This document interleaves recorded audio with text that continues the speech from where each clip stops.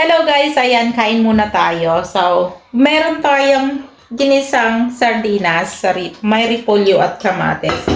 So, do you like it?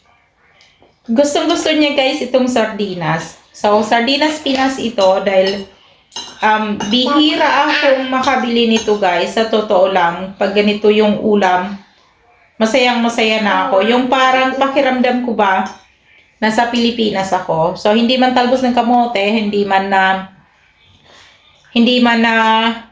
anong tawag doon? Malunggay. So, normally kasi malunggay yung ginagamit ko rito pag ganito ang luto. So, tingnan mo naman itong bata ko. So, medyo maanghang pa yun kasi pula yung ginamit natin. Ah, bless you. Ah, bless you. Okay? So, you like it? Yeah.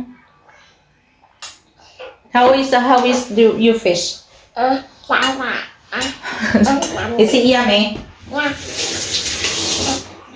So ayan nga. Ito ang ating batang Briton na gusto niya ng sardinas. Mahilig din siya sa sardinas.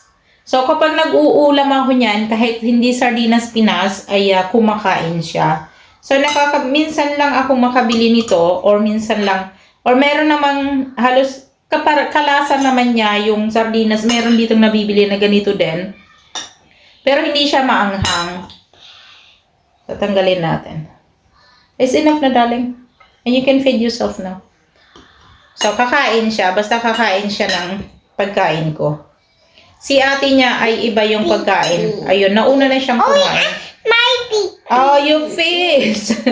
Gusto lang kanya yung isda. Oh, sige. Iyon na yung isda. Akin lang yung gulay. So, thank you. Say bye-bye, guys. Bye-bye. Bye-bye. Bye-bye. Let's eat. Bye. Say kain. Kain tayo. Bye. Bye.